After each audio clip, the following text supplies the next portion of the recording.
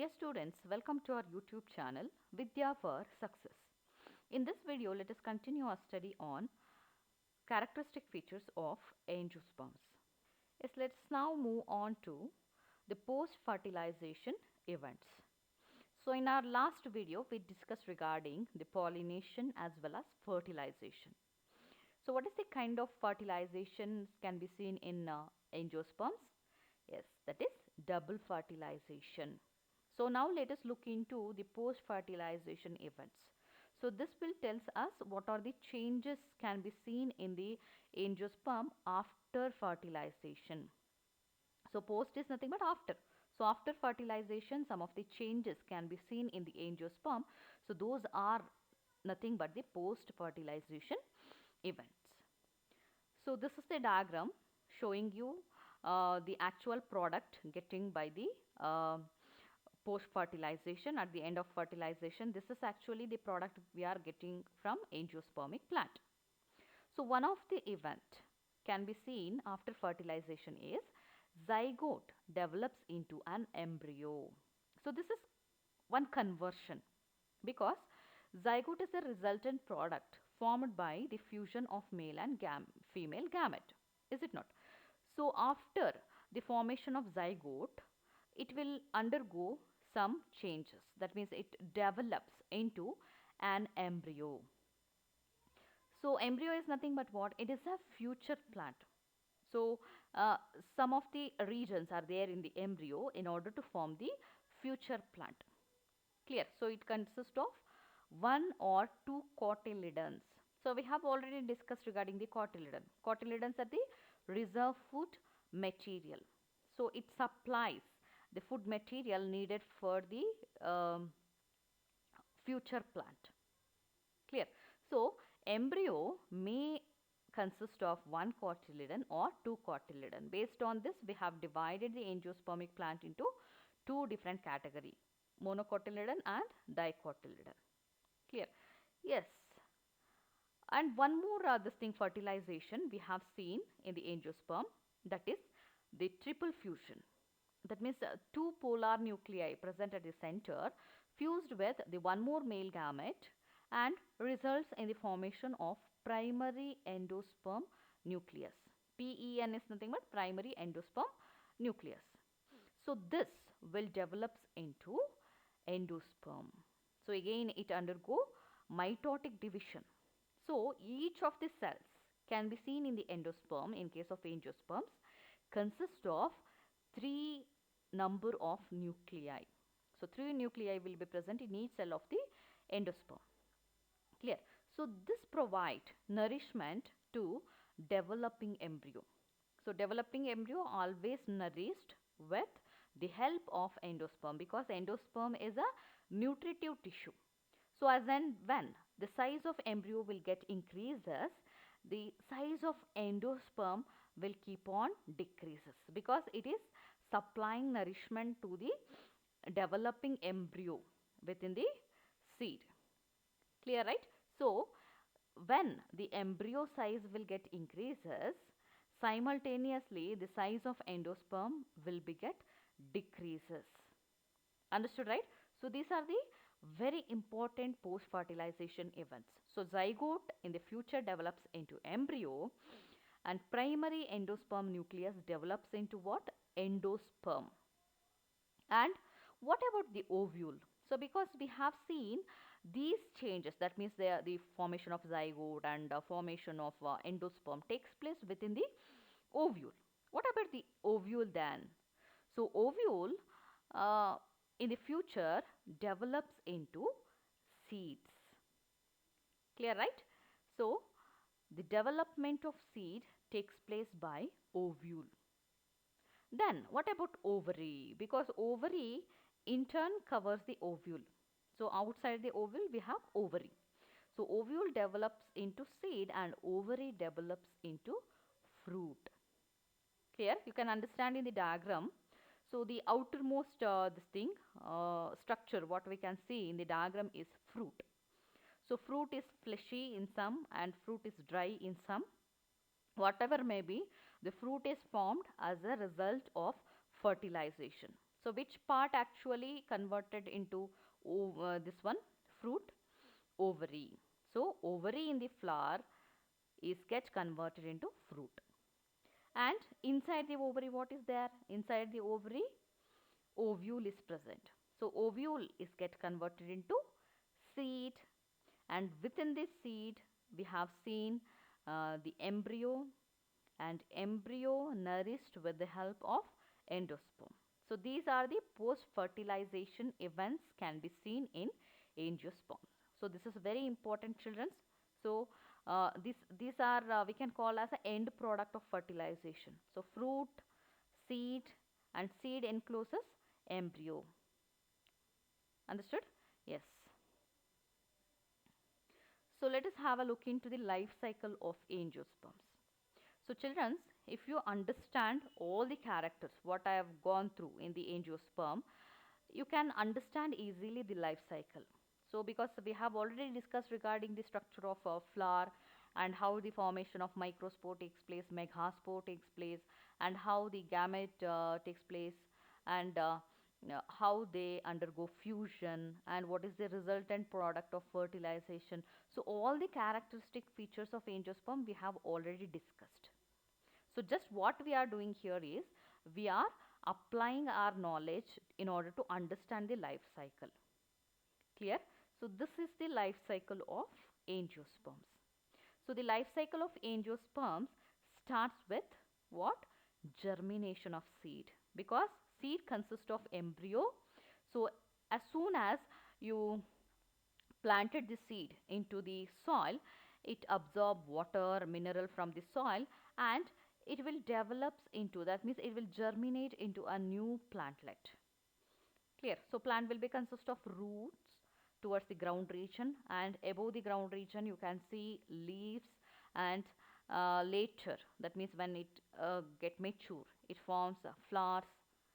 Clear? So when we can see the flower in the angiosperm, flower will be consisting of sex organs, because flowers are the structures, they are meant for reproduction. So how many sex organs we can see in bisexual flower? Two sex organs.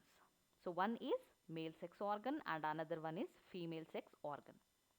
Clear? So you can see the first main plant what they have given in the life cycle is the sporophytic plant.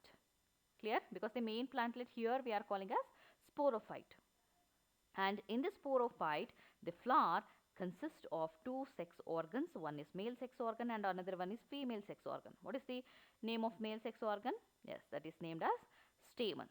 And female sex organ is called as pistil. So first you look into the male sex organ. So male sex organ, that means the stamen, consists of two parts. One is the stalk-like structure that is named as filament. So filament terminates with anther.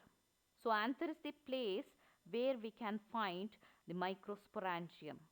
So if the anther is dithecous, we can find 4 microsporangium. Clear?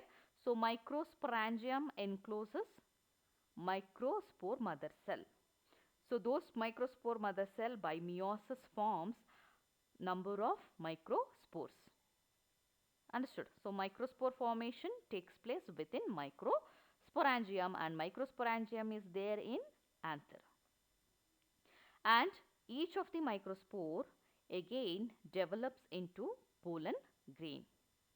So pollen grain consists of what? It consists of male gametes. So how many male gametes are there in the microspore? There are two gametes are there, male gametes are there. So because the pollen grains are carrying the male gamete, they are named as male gametophyte. Understood, right? So this is the gametophytic generation. So when the pollen grains are formed in the angiospermic plant, that is showing the gametophytic generation. Understood? So in similar way, just look into the female reproductive organ, female sex organ. So female sex organ is a pistil. So pistil consists of how many parts? 3 parts. So basal region is called as ovary, and it is connected with the style, and style terminates with what? Stigma. And ovary consists of ovule. So what is the another name of ovule? So ovule is called as megasporangium. Clear? So within the ovule, we can see a diploid cell. That cell is named as megaspore mother cell. You can find it in the schematic. So very next to the female sex organ, they have given the presence of megaspore mother cell. What is the location of megaspore mother cell? It is present within the ovule. Understood? So megaspore mother cell by meiosis forms 4 megaspores. So out of 4 megaspores, only 1 megaspore develops into female gametophyte. Clear? So a mature female gametophyte consists of 8 nuclei and 7 cells. So out of 8 nuclei, 3 located towards the one end and remaining 3 located towards the another end of the um, female gametophyte, and remaining 2 nuclei present as it is at the center. So that is the actual structure of what? Female gametophyte. Understood? So male gametophyte is pollen grain and female gametophyte is also called as embryo sac. Understood? So how many female gametes are there? Only one female gamete is there, that is named as egg, and that is located towards the micropylar region of ovule. Micropylar region is nothing but a small opening present in the ovule. That opening is named as micropylar opening. Towards that opening, the embryo sac consists of egg. Clear? So here we can understand that male gamete present in the pollen grain and female gamete present in female gametophyte. So what is the next step? So male gamete should transfer towards the female reproductive organ. Understood, right? So that process is called as pollination. So pollination helps in carrying the pollen grain towards the stigma. Clear? And when the pollen grains are there on the surface of stigma, they germinate and form pollen tube. You can see the pollen tube here, very next to the microspore pollen grain diagram. So this actually takes place on the surface of stigma, and pollen tube carry both the male gamete towards the female gametophyte, and one of the male gamete fuses with the egg. Clear? And that is named as syngamy. And what about the another male gamete? That also fuses with the one more nuclei present in the female gametophyte, that is known as polar nuclei. Clear? So when the male gamete fuses with the egg, that is called as syngamy. When the one more male gamete fuses with the polar nuclei, that is called as triple fusion. So as a result of this, as a result of the syngamy, zygote will form. As a result of the triple fusion, primary endosperm nuclei will form. Understood? So zygote develops into what? Embryo, and primary endosperm nucleus develops into endosperm. Understood, right? Clear? Yes. And this is, that means the embryo as well as the endosperm, they are present within the seed. And again, when we plant the seed, that will germinate again into a new plantlet. That means again the life cycle begins. Clear? So this is the complete life cycle of angiosperm. Children, this is very important concept regarding your examination. So in the examination, they will ask you to write the life cycle of angiosperm. So this will carry 5 marks. So you have to practice each and every step behind the life cycle. Understood? So you should start writing the life cycle always from the sporophytic generation, and from the sporophytic you should show when it is showing the gametophytic generation, and again from the gametophytic generation you should come back to the sporophytic generation. Understood? So here you can understand in the life cycle both the generation. So sporophytic generation is the generation. During this generation, the plant is in diploid condition. So the main plant body is a diploid, anther as well as the pistil, both are the diploid. Only during the formation of gamete we can see the haploid phase. That means the gametophytic phase is nothing but the haploid phase. Clear? So haploid phase here is short lived, and sporophytic phase is very dominant phase. Clear? So this is the conclusion of life cycle of angiosperm. Yes, let us move to the last concept of angiosperms, that is economic importances. So last but not the least, it is very important concept because for many things we depends on angiospermic plant. So they are the rich source of food.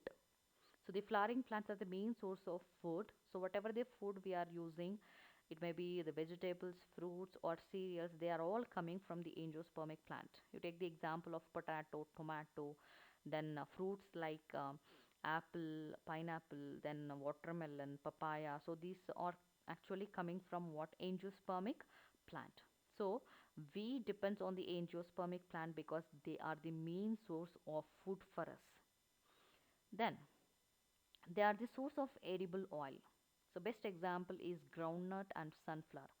So these two are the seeds coming from the angiospermic plant. So these seeds are used in many industries in order to extract edible oil.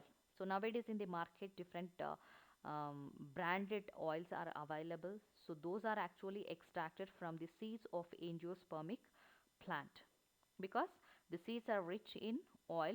The best example is groundnut and sunflower oil.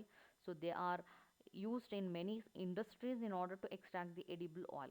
So angiospermic seeds plants are the best source of edible oil. Then they are the source of beverages. So tea, coffee and coca, they are the source of beverages. So beverage industries are running because of the angiospermic plant. So in some of the beverages we use leaf in order to get the beverage. In some we use the fruit in order to get it. Like this different part of the plant used in order to get the beverages. And they are also the source of spices. So we add spices to our food in order to enhance the flavor and taste. So varieties of spices are used by us. They are actually coming from the angiospermic plant. So the best example is coriander, chili, cloves and pepper.